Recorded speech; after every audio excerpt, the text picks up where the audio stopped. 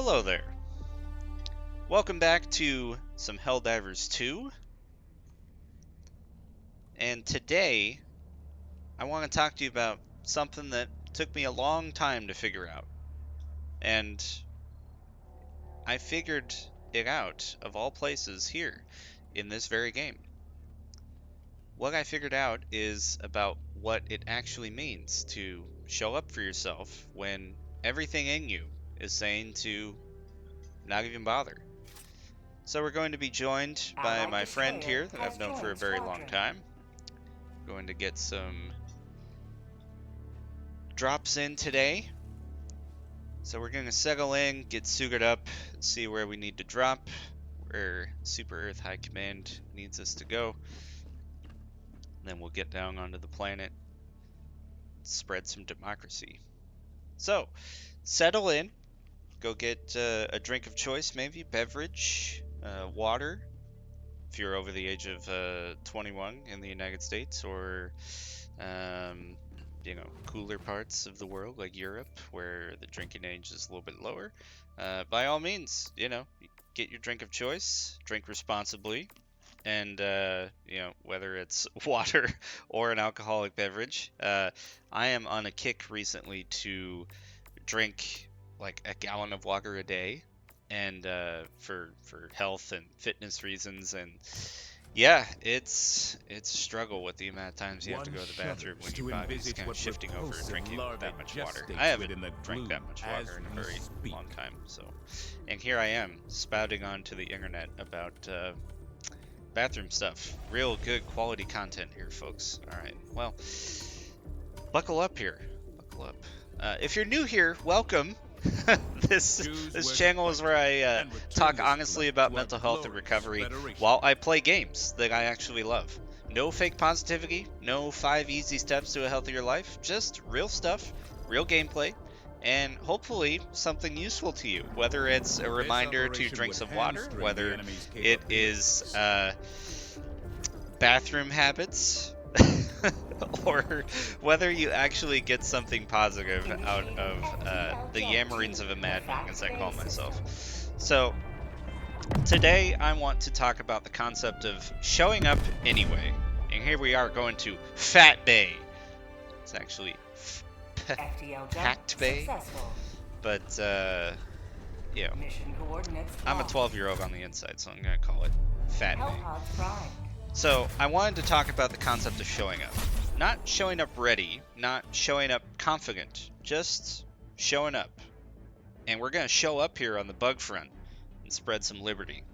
So, in recovery, there's this myth that you need to feel motivated before you act. That you wait for the right day, the right headspace, the right version of yourself, and you wait, and you wait, and you wait. And for any of you that have been in a situation like that, it is where you're like, I'll just wait until this time, or now's not a good time, maybe I'll wait till here. I'm sure you've learned there's never really going to be a perfect time to do it. Whether it's breaking up with a partner that isn't quite working out, or trying to go on a vacation and plan your time off, and balance it with work or school. There's never going to be a perfect time that your mind has created in reality to where you're like, yes, this is when, maybe, but it's so far in between, and that will paralyze you to inaction. Been there myself plenty of times. So what I've learned, and what this game actually taught me, is that motion comes before motivation, not the other way around. You drop in first, then you figure it out. I have a loose game plan of how I want this mission to go. I am bringing the tool set that I think will be success, percent sure that it's actually going to work out until I get down onto the planet, until I see the terrain. I've probably dove on this planet a dozen times now, but I don't remember what it looks like necessarily, and the map is going to be different every time, so who knows? All I can do is plan for the best. So I'm bringing whatever tools I can bring in that have been successful for me in the past, that I know how to use, that I'm comfortable with, And then we go from there. You drop in first, then we're gonna figure it out. And here we go, dropping in. The drop pod moment, for me, it's always a metaphor. You're literally fired out of a ship into a situation you can't fully see yet. You don't know exactly what's waiting for you on the ground. You just go in. I mean, I know bugs are gonna be down there, but I don't know which kind of bugs necessarily. Could be different. Could be oops, all Bile Titans situation moment. It could be all hunters. Who knows? Only one way to find out. So that's what a hard day feels like, right? You wake up and you're already in free fall, dropping down onto a planet. You didn't choose the low mood. You just dropped into it. And the question isn't, why is this happening to me? The question is, what do I do now that I'm here? And here we are, making landfall. So we're gonna call in all of our gear. So, see this right here? I'm not doing anything spectacular. I'm just clearing the immediate threat in front of me, which is not really anything at the moment. Seems like my allies here are cleaning up a little bit of the drop zone. But I'm not really thinking about the whole mission, just, you know, this enemy right in front of me, right here, right now. And that's something my therapist actually told me, and I thought it was the most basic advice in the world until I really tried it. Sometimes it's about the one thing right in front of you, not the bug breach that's happening, but about the charger that was about ready to run me over and squish me. It's not about the bug breach or the horde of little bugs, it was about the one stalker that could ruin my day, right? The thing right in front of you sometimes. Not the whole week, not the whole diagnosis, not the worst case scenario, just the next thing. In recovery, that's not a cliche, that's survival.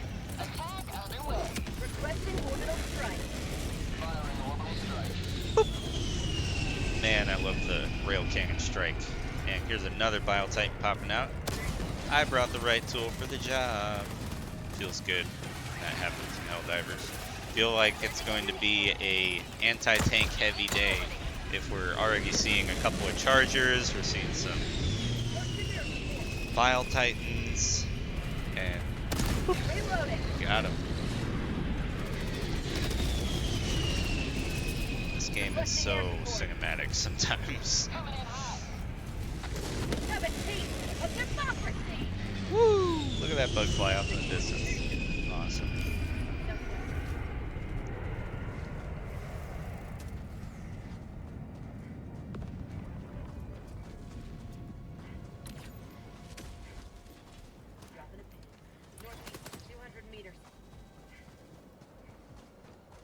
So here we are moving to our primary objectives here that we're going to tackle on this mission here. Already running a little low on rockets. It's a very anti-tank heavy mission already. Check out, see if there's maybe a little break of ammo. There it is. I'm gonna save it for someone else.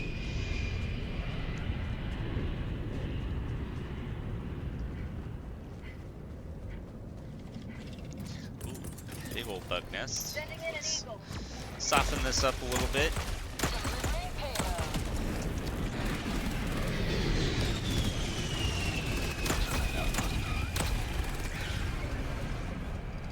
So we're, you know, getting a little bit deeper into the mission now. And it's that part that I used to struggle with the most. Not the beginning. Beginnings can be fairly easy. There's adrenaline there to keep you going. And not the end, because you can see the finish line. You put in all the work. Now it's just seeing things through. It's the middle. The middle of recovery is brutal. You've done enough work that the crisis is slowly moving behind you, but you don't feel better yet. You're just grinding. And it's hard to, sometimes it can be boring. Sometimes it can be even scarier. It's hard to see the point sometimes. This stretch of the mission that we're approaching here is getting towards the middle.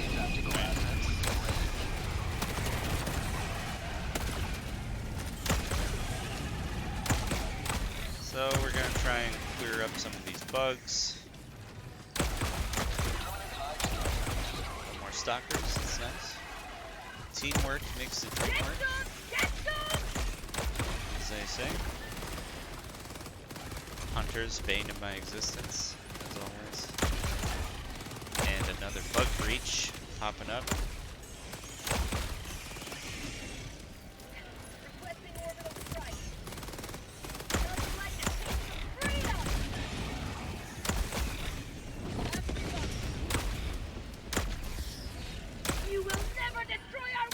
No more impaler.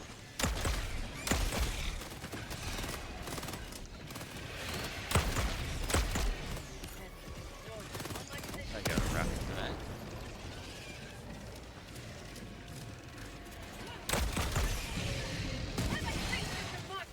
Got a resupply here, my friend. Load up the rockets.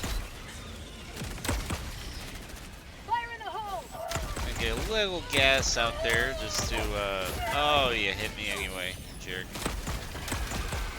Didn't even have a head. So we put some gas out there, kind of confuse some of them, give ourselves a little bit of breathing room. Oh, yeah, breathing room.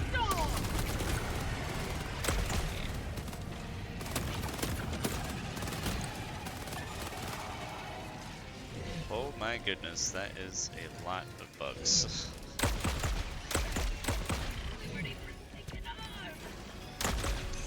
We're going to get maximum efficiency out of our eagles as soon as they're back. I'm going to launch them right in there.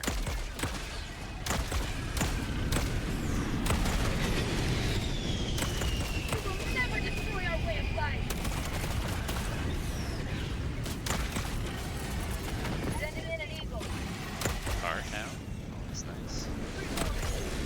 Sure beats walking. As long as we can hopefully protect it and not have it be overrun. Oh my goodness. Charger right in the butt. Oh boy. Oh dear. Some of that. Save the buddy here.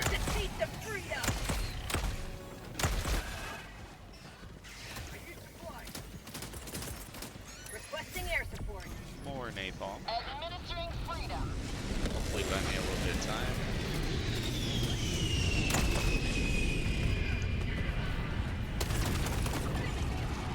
Looking back, I should have thrown napalm there, but strafing run works as well.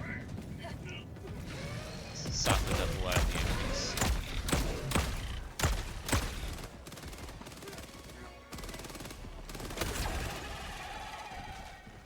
Freedom never rests.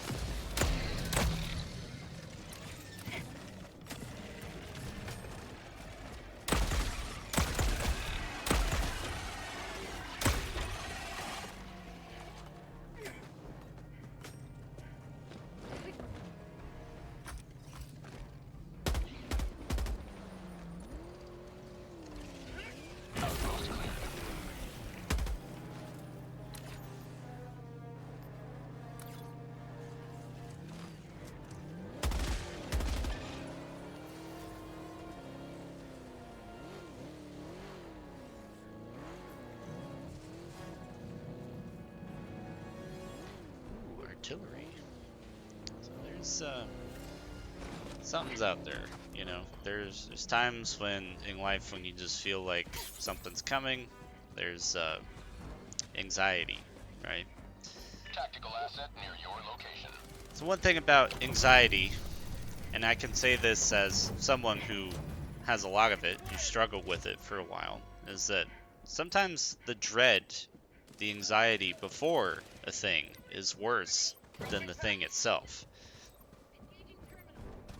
And so you see something in the distance that looks impossible.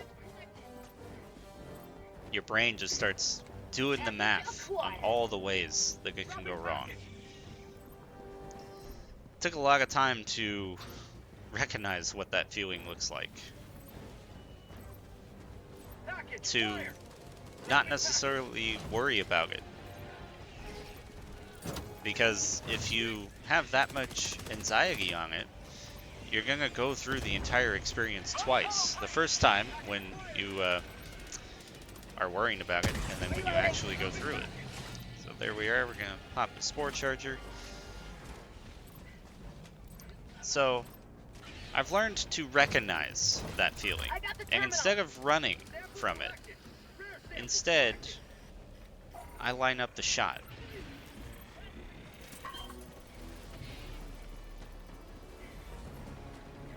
Objective completed.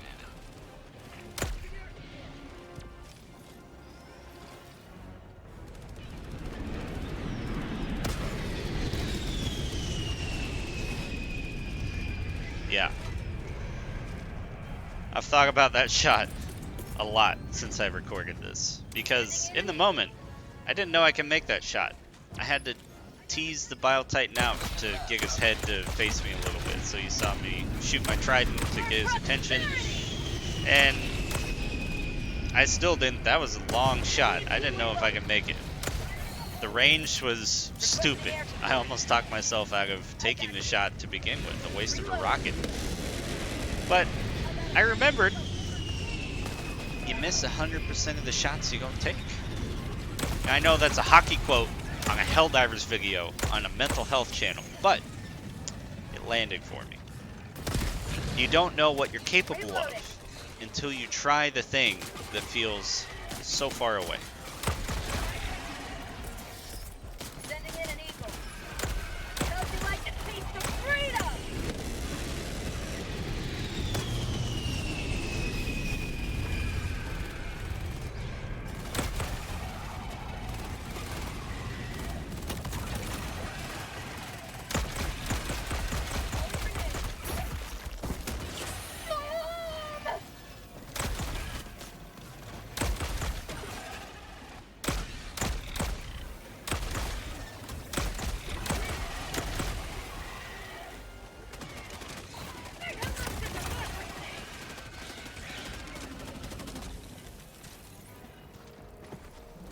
Reloading.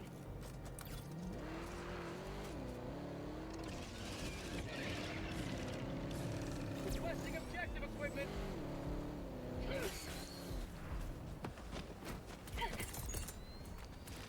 Here we are, moving towards the objective, getting that taken care of. Let's maybe hit another Bile Titan. Oh, we're 2 for 2 today, baby. Sweet Liberty. Calling in orbital strike. Not as tricky of a shot, but not a bad shot.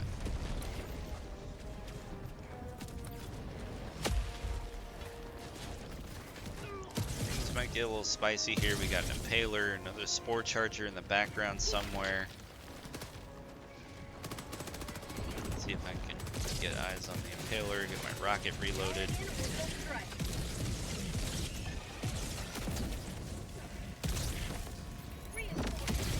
And we're kind of doing what we can to prepare as much as possible for getting this objective done. Hopefully taking out the Spore Charger here. Good. But we got him.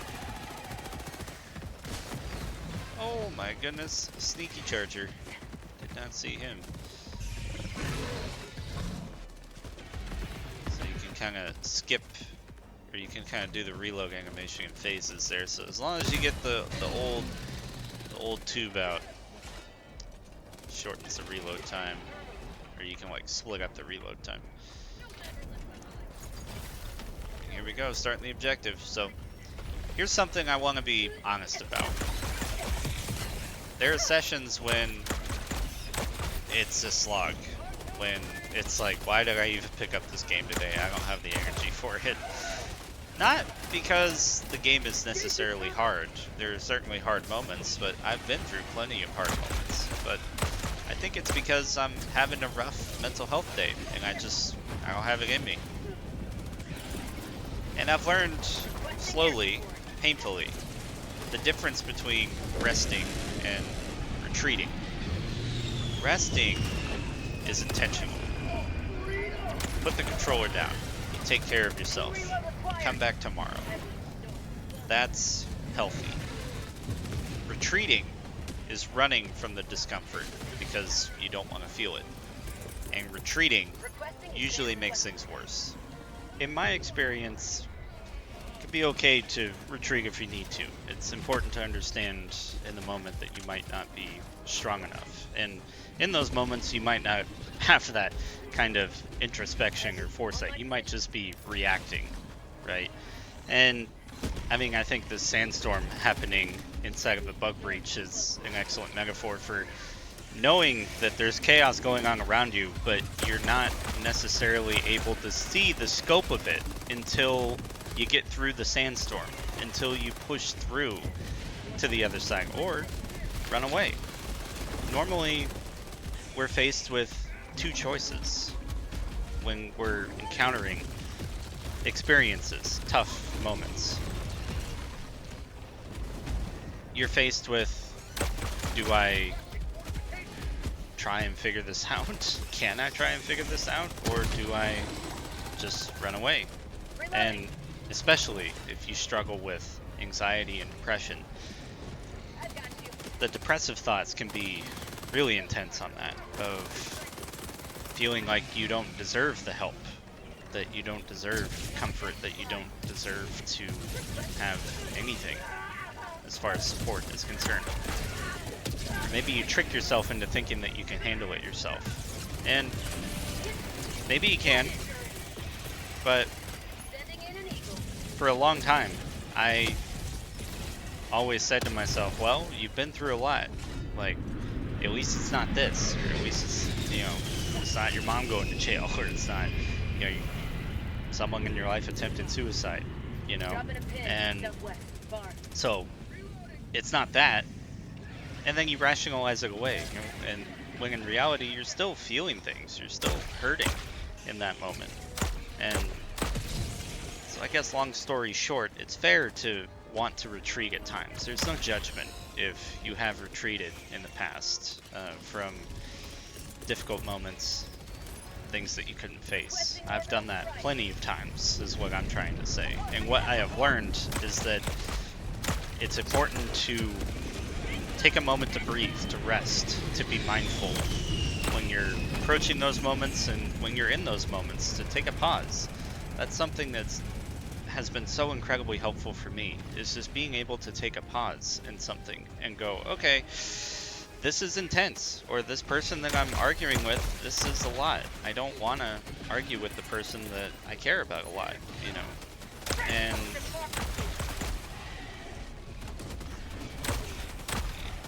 you try to figure out a way forward that's going to work for you, that's going to work for them. You try and set good boundaries, but sometimes there are things that just aren't enough. Sometimes you just don't have the tools to be able to get through the situation. Or maybe it reminds you of another situation that you were in that you haven't fully processed yet. And you know, that's what therapy is for. You know, to take a little non sequitur to talk about therapy. You know, I think I've met a lot of people in my life that are like, therapy's not for me. And fair. I truly believe that therapists are human, right? They're going to make mistakes, and you're not going to get along with everyone that you meet in life. And same goes for a therapist. Like, just because they are a therapist doesn't mean that they are the one person, the right person in your life to be able to fix all of the problems that you're going through, that are going to be able to resonate with you based on what you're saying.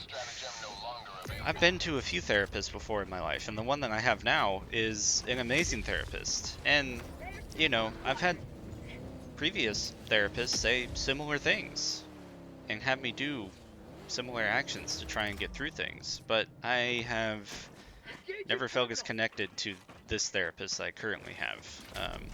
Amazing human being, and so incredibly helpful in the style that he therapizes people is one that resonates with me, that one that works.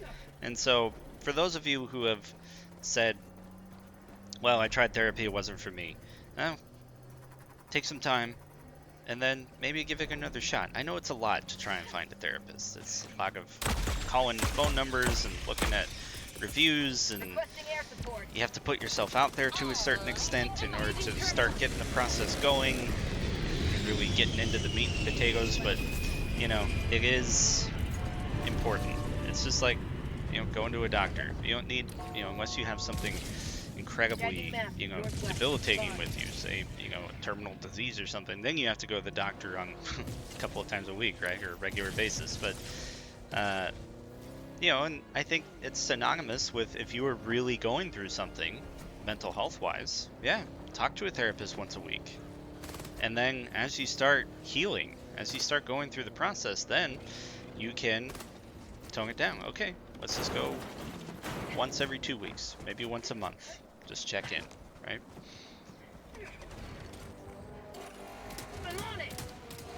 But to come back full circle, it's okay to be able to not be strong enough to face whatever you might be going through. Ooh, super crates. Just be able to do that introspection after the fact then, and learn from it. Learn about yourself a little bit more. I think there's a lot of moments in society today where people aren't able to look inward as easily. We're not able to admit our mistakes or admit defeat. When I've talked about it in my last video, defeat is where we can learn the most. Failure is where we can really be able to thrive and learn from our mistakes. Make sure that they don't happen again. Or at least be able to recognize when that's happening so that you can course correct instead of making the same decisions over and over and then going to your, you know, talking to yourself going, oh, I wonder why this is happening. Like, this shouldn't be right. And this all comes back to my theme here of showing up in that recovery, the whole process. It relates to this game and what it means to me, and that's the cooperative side of this game.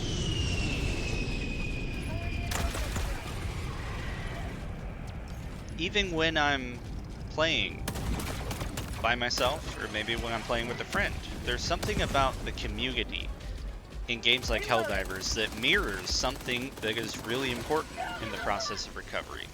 And that is, recovery isn't a solo mission. I think we've all tried to make it one at times. When things are hard, we've tried to take it on by ourselves. And I certainly have tried to take it on by myself. I thought I was, just because I had a rough childhood, I could face anything. When in reality, and I would bury it down. And I'd say, well, it's not as bad as, you know, this moment, so if I got through that. But recovery isn't a solo mission. And I've tried to make it one plenty of times. And I blame my depressive thoughts on me making it a solo mission, of saying I don't deserve the help, or I don't want to bother anyone else with my problems. I hear that a lot, of I don't want to burden anyone else. If I ask you how you're doing, I want to hear how you're doing, you know? I wouldn't ask if I didn't think I was ready to be able to help you through something, you know? So the people in your life, your therapist, your friends, your family, random strangers in a Discord server at 2 a.m., or maybe some random person on the internet that decided to put his voice out there, to be the first, you know, to be, let's say, a population of a few that are willing to be vulnerable and lay their entire heart out there. I'm trying to, you know, I wouldn't have been able to do anything like this years ago. I didn't think my voice was important enough. And the reality is everyone's voice is important. And a lot of my job is eliminating stigma on people who suffer from mental health issues. And we've come a long way. The moral of this story is there are people that you have in your squad. Even if you feel alone, there are resources and people that you can reach out to that want to help. And those people are your squad. And just like in Helldivers, your squad is going to change potentially every time you play. If I play solo by myself, I have 3 different people with me every time that, in a way, I need to rely on to get the job I got done. the terminal. I can only rely on myself so much. There's only so many bugs this Helldiver can kill before even he falls, right? Engaging terminal. So, as hard as it is to ask for help, hopefully this video can be a little reminder I got the terminal. that it's okay to ask for help.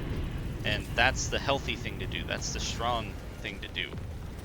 And that's how we grow. That's how we learn. That's how we face really difficult situations. And that's how we prepare to face even more difficult situations. Because this timeline that we're in, this darkest timeline that we find ourselves in, it's incredibly hard to deal with at times. We have no idea what's going to be around the next bend. We have no idea what we're going to do, what we're going to need to do to take care of ourselves, to take care of the people that we love and care for. And there are so many things outside of our control. It can be paralyzing. It can be so debilitating to try and face that alone. So, I don't know. Don't. Dropping a pin. I No, got the I mean, terminal. Meters. I don't mean to trivialize it, but it is once you make that first step to ask for help, it gets so much easier. It gets a lot easier. So, we had a quiet main objective. I think our allies over there took a bug breach, or maybe there's a bug in the game right now that isn't spawning the main objective breaches or whatnot. But yeah, we're all done. We're gonna head home here. And you know, I gotta say, extraction in Helldivers is this combination of a beautiful, chaotic, stressful thing. You know, you call in the shuttle, you wait, and then everything comes at you all at once. And then it arrives, and hey, you just have to get on the shuttle, right? I think about that in the context of recovery. There are moments, and you'll know when they come, where your way out arrives. Whether it's a conversation, a decision, a realization, and everything in you will resist it. And you just have to get on the shuttle. My friend taught me that lesson. That there are going to be moments when, as much as you can rely on others, you need to have your own back. And you can have your own back while calling on support. I don't want to mislead you and think that these things are mutually exclusive from each other. They're not. Having your own back, what I'm talking about, is being able to trust yourself in difficult situations. Being able to depend on you and you alone, to have the confidence to be able to handle what comes at you, and to have the confidence to ask for help. There was a time last year when I knew I wasn't strong enough. When I knew I wasn't going to be able to face it alone. I had every instinct in me telling me, no, you don't deserve it. This is exactly what was going to happen to you. See, you were right. Now, what do you do with it? I was faced with a choice. And I've talked about this in my shorts. I've talked about this in some of my other long form videos here. But it was so incredibly hard to overwrite those instincts, to turtle up, to just be alone, to not bother anyone with it, to isolate. You're embarrassed, you're ashamed, you're guilty, you're scared, you're angry, you're incredibly sad, depressed, or you're anxious. Your whole life is potentially going upside down. And it's fair to want to turtle up and not involve anyone else. But that's going to make it so much harder in the long run. The shuttle is there waiting for you. The shuttle is being able to ask your friends for help. There's a pilot inside that shuttle that's going to take you home. All you need to do is get on.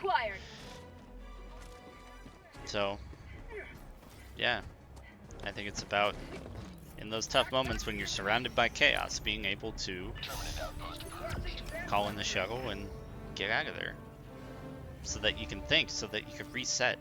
You know, we're not thinking with all of our brain cells when we're going through a stressful time. We're not thinking rationally. It can be incredibly, you know, we might just be relying on instinct. And so I think it's important to know that. And what I teach at my day job is developing a safety plan for yourself or for someone else that you're helping. And a safety plan is a physical manifestation of you having your own back, of you during the good times, when things are calm, when things are stable, being able to say, here's what I need in order to, or here's what it looks like when I feel myself slipping, when I see myself, you know, getting into a stressful situation. So now that I've recognized what my triggers are, You may proceed to extraction what can I do? Okay, well, I can go play video games. I can play Helldivers. I can disassociate for a while. Okay, that's one option. Okay, that didn't work. Okay, now what do I do? Well, maybe now I call up on my friends, or I go hang out with my friends, right? Or hey, maybe I go out and tie one on with someone, right? Obviously, everyone has their coping mechanisms. You have to be careful about some of those coping mechanisms. They can lead you down a fairly dark path, but once you, okay, so did that work? If it did, great. Then you're able to process things, you're able to handle it, able to have that conversation, or get through that tough situation at work, or whatever it might be, and then you stabilize, right? But if it doesn't, you keep escalating, you keep building the level of supports, you keep reaching out and reaching out. So, okay, that didn't work. Playing Helldivers didn't work. Hanging out with my friends didn't work. Okay, maybe I need to go hang out with my family. Maybe I need to go home for a while. Maybe I need to talk to my therapist. And it keeps going and going until it's like, okay, yeah, I can't handle this. I need to remove myself entirely from my situation. Hopefully it doesn't get to that point, but you at least have a plan on when it does. If it does. And then, most importantly, once you're out of it, you look back on yourself and you understand, okay, what did I do right? What could I have done better? What do I want to do better moving forward? And all of a sudden, you're that much stronger to be able to handle a situation like that because you've been through it before. You know how to handle it, and you've grown to a point to where you've done the introspection to go, okay, yeah, I might have to encounter that situation again, but no. I'm gonna be better about it next time.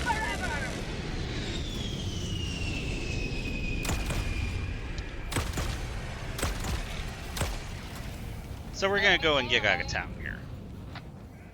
We don't need to be here anymore. The friends called in some support. I think my buddy was trying to collect the samples down there from some of the other party members that were killed in action. That's something my friend and I try and do because we haven't touched grass on this game in a long time. So we'll go and pick up the samples in case anyone needs them. It's a little added challenge for us to go head first into the bug breach and try and get those samples back. And here comes another sandstorm. ETA T-minus 2 minutes.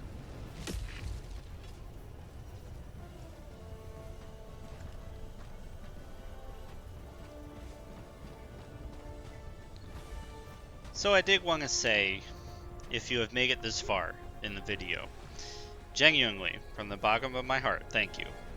Making content like this is part of my own recovery process now. I have learned a lot of the skills that I've needed to learn to forge myself into a stronger person. I've asked for help when I needed it the most, and I got it. And like I was saying earlier, there was no way I would have been able to do anything like this a couple of years ago. I wouldn't have had the confidence, I wouldn't have believed that my voice was worth listening to. So if you have come this far, I want to say thank you. It means a lot that you're taking the time that you have in this world to listen to the yammerings of a madman. So,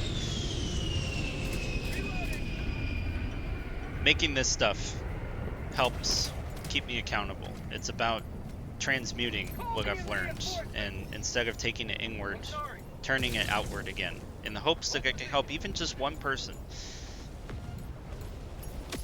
So,